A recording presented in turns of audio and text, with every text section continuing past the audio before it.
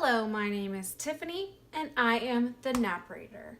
Today I am bringing you a lot of the best and a couple of the worst books I read in 2017.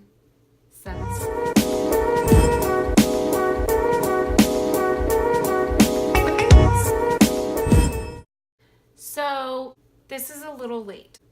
I had decided at the beginning of the year, I'm going to make more content, I'm going to get videos out, and then on Christmas Day, I woke up in the morning with a fever. I caught the flu, my kids caught the flu, my dad caught the flu, my siblings caught the flu, my in-laws caught the flu. It was like a flu bonanza. So we all get over the flu, and I'm like, I'm gonna make a lot of videos. And we all come down with bronchitis. So, lo and behold, we just finished our antibiotics. We're all finally doing a little better. I don't cough with every single word I speak, and I am recording videos today. So, without further ado, I'm gonna start with the top 17 books I read in 2017. And I can't put these in order. So without further ado, let's get into the list. The first book that I have to talk about is The Magician's Land, which I gave 5 stars. I gave everything 5 stars, so I won't say that. This book is by Lev Grossman. I listened to all of these books on audiobook, and I can just say I loved them. It was almost like magical realism meets high fantasy. It was definitely paralleled to Narnia. I've heard a lot of people say that you shouldn't just read the first book and say, I didn't really like that, I'm not going to continue. And I totally agree. I read the first book. My friend, whom I was borrowing these books on Audible from, had all 3, and I was trying to get back into reading, and I was like, I'm just going to read all of them. And I'm so glad I did. This, I guess, is a story about Quentin Coldwater. He's a prep school kid in New York, and he somehow gets invited to take a test to get into a school of magic, and everything unravels from there. But I loved it, and I highly recommend it. Next I'm a fan of Chelsea Darling Reads. This is possibly why I subscribed to her channel, but I read The Hating Game by Sally Thorne. Couldn't tell you what made me pick it up, but I couldn't put it down. It is a hate-to-love romance set in an office, and I just loved the characters. It was a slow build romance, and she did a fantastic job. I've already pre-ordered her book that's coming out this year, and I cannot wait for it. The next book that I also listened to on audiobook was My Not So Perfect Life by Sophie Kinsella. It is a book about a girl, I want to say she's in her 20s. She's just working at her first adult job, has a shitty apartment, and is just trying to make ends meet. It's a theme in the book that she attempts to make her Instagram just look like she's living the best life ever, and things kind of unravel, and she finds herself back at her parents' house trying to figure out what she's going to do with her life. And they are doing like a glamping business, and so she kind of takes over the business, starts doing the marketing and everything, and it's kind of a story about finding herself and what she wants to do with her life, and kind of like a 20s quarter life crisis type of situation. There is a little bit of romance, but a lot of it has to do with her and self-discovery, and I just couldn't recommend it more. The next book that I have to talk about is An Ember in the Ashes by Sabaa Tahir. I really don't know if I should put An Ember in the Ashes or A Torch Against the Night on this list. Kind of grouping them together. I listened to them both on audiobook, and I loved them. They're a story about her kind of pretending to be a slave to figure out how to rescue her brother who was captured by the government. And it's also about Elias, her name was Laia, Elias, who is a soldier who feels like he's just imprisoned in his role and doesn't necessarily like what he's doing. And it's kind of about their journey to freedom, and I can't wait for the third book to come out. My next favorite book of the year is Nevernight by J. Kristoff. I loved this book. It's about Mia, who is out to avenge her family. They were murdered by the government. So she goes to an assassin school. It's about her journey to get there. It's about her journey to pass through the school and become a true assassin so that she can avenge her family. It's also a part of the story that she can bend shadows to her will. She has a shadow cat, and I really enjoyed it. One of the books that I almost finished in 2017 was God's Grave, and I highly recommend that too. The next book that I read that I loved and was a favorite of 2017 was The Name of the Wind by Patrick Rothfuss. I don't know why I started this year, because I actually just finished The Wise Man's Fear in 2018, and I'm just so sad that it's over and I can't read the third book and nothing will be finished, and I don't know when he's going to come out with the next one. But this is a story about Kvoth, I think that's how you say his name, who kind of scraps his way up to the university to learn how to do magic, to avenge his parents. He's an orphan, lots of student debt, hashtag relatable, mentioned in here. I couldn't even tell you. Honestly, in talking to my friends and family, I'm like, what happens in this book? I don't even know. Nothing / a ton of things. It's almost like it's a lot of filler building up to the main plot points, but Patrick Rothfuss has an art for making you care deeply about the filler. So this book was a bazillion pages, and The Wise Man's Fear was 2 bazillion pages, and I loved every minute of it. Cannot wait for the third book to come out, but I won't talk about it anymore because there's a rumor that if you ask when the third book is going to come out, that he tacks on a month, a year, a day, I don't know. So don't do it. My next favorite of 2017 is Mansfield Park by Jane Eyre. I loved this book. It stuck with me. It's not my favorite Jane Eyre. My favorite Jane Eyre was Emma, which I wish I could include in this, but I ended up reading that in 2016. This is a classic about adultery, and it intrigued me. I really enjoyed it, and need I say more? Also on this list, another J. Kristoff. He co-wrote this with Amy Kaufman. It is Illuminate. It is an epistolary told in many different alternative forms of writing. I really enjoyed this. I was in a reading slump, feeling like I didn't want to read anything, and this almost made me feel like I wasn't just picking up a novel to read. It really engaged my mind, and I really enjoyed the story. I cannot recommend this highly enough. I plan on picking up Gemina this year. Next is The Book of Life by Deborah Harkness.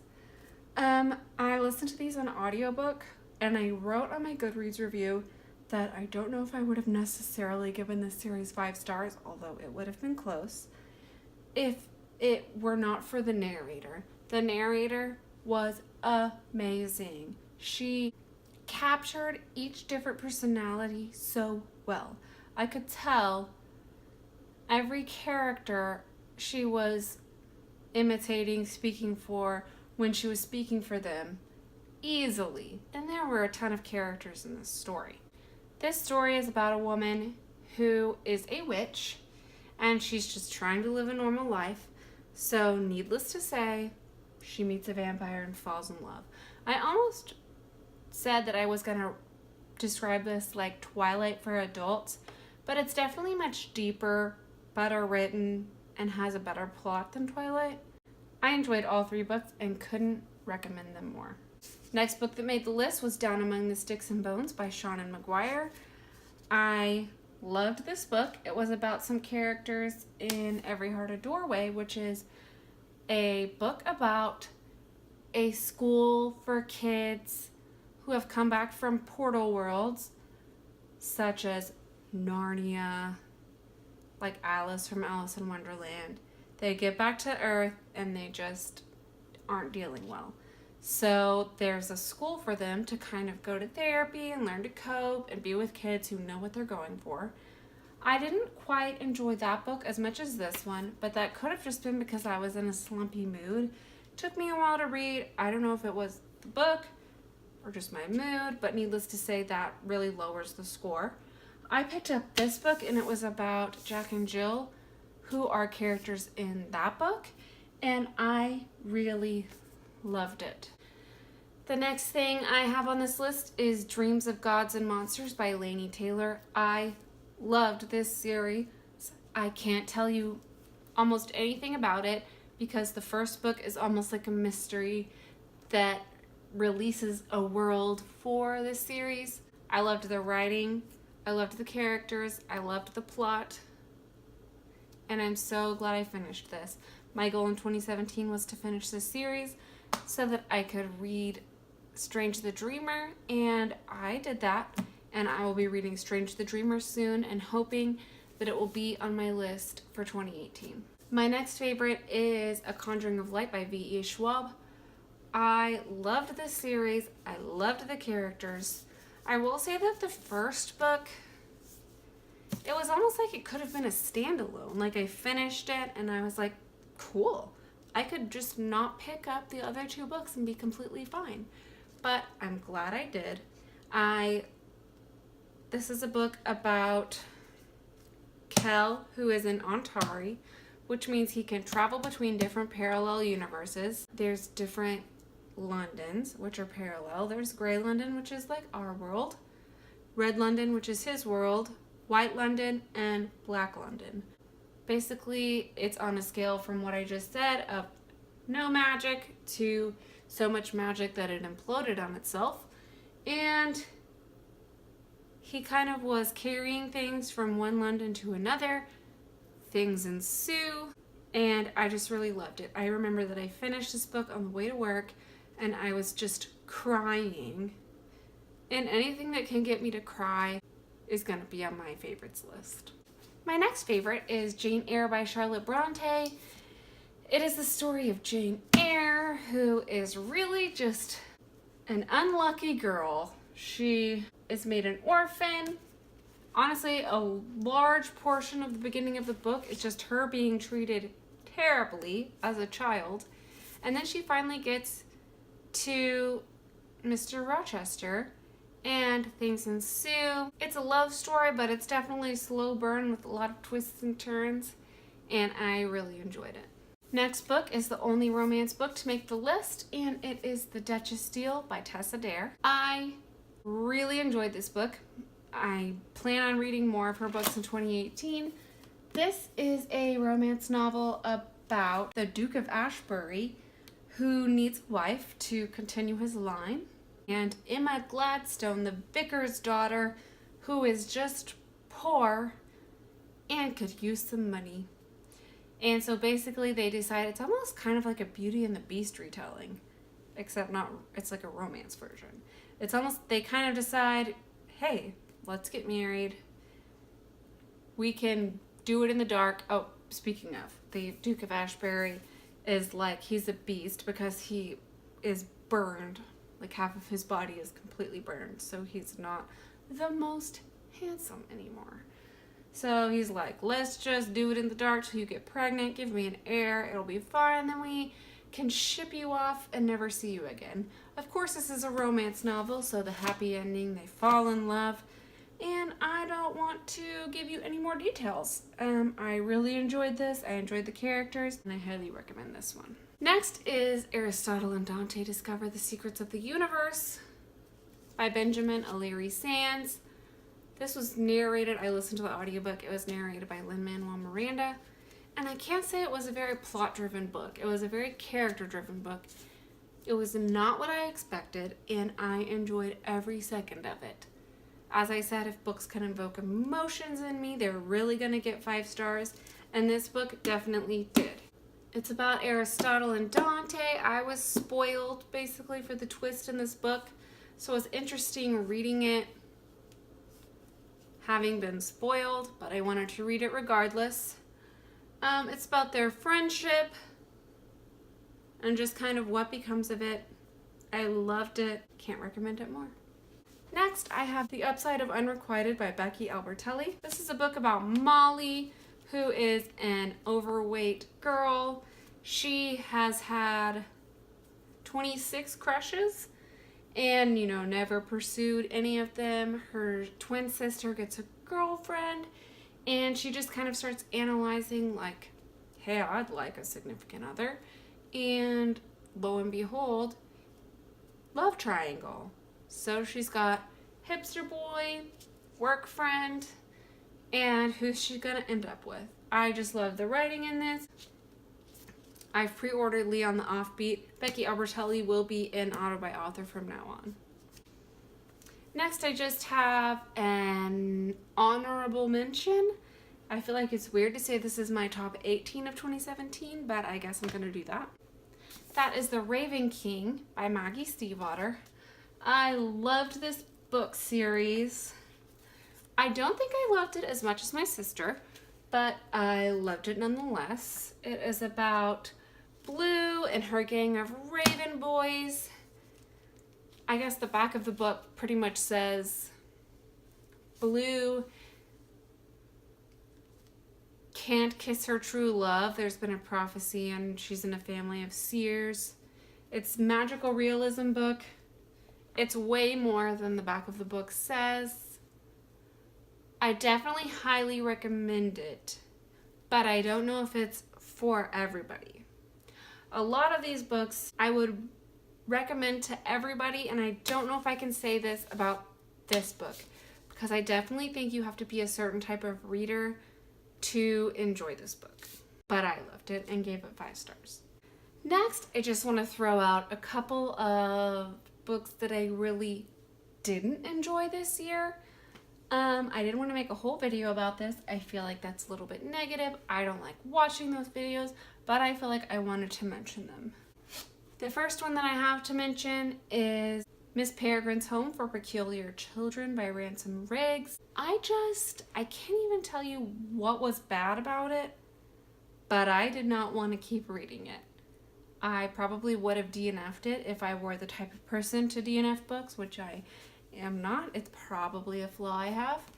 But I kept reading it. I finished it. I think I ended up renting the audiobook and finishing the last little bit on 2 speed, which is actually a speed that's too fast for me to really absorb the story. And I gave it 2 stars. I will not be continuing the series because although I can't DNF books, I guess I'm more comfortable with DNFing series. The next book I have, which is going to be a shock to people probably, is Clockwork Angel by Cassandra Clare. I really want to like this series. I really want to like all of her books. And I'm really not. However, I'm going to continue reading them. I listened to the audiobook of this, and I'm hoping that was part of my problem. So this year I have a TBR jar because I'm kind of a mood reader, but I also am sometimes overwhelmed by my bookshelves and how many books I have on them that I haven't read. And I'm like, oh, I really want to read that. Oh, I really want to read that. Oh, I really need to read that. So I have a TBR jar. I've put in 5 series that I'm in the middle of, and this is one of them. So this will be cropping up this year, and when I draw out this series, I plan on another thing that I want to do this year is binge series, because I don't enjoy series as much when I read them and then go read other books and then read the second book and then go read other books and then read the third. I just want to binge them. That's all I want to do. So when I draw this series, I think I will be picking up City of Fallen Angels and going back and forth and just binging the rest of Cassandra Clare's books because I really want to get to the Dark Artifices series, which I have heard much better things about. I've heard great things about this series too, but I guess people have also said that this book isn't as great. I honestly just felt like nothing happened in this story. It just wasn't good. I don't know. I'm hoping for better things in the future. But that's it for my best and worst of 2017. I really hope you enjoyed it. Let me know if you have any questions or concerns, if you agree with me or disagree with me in the comments below. Like my video if you liked this content. Subscribe if you haven't already. I hope you have a great day. Bye.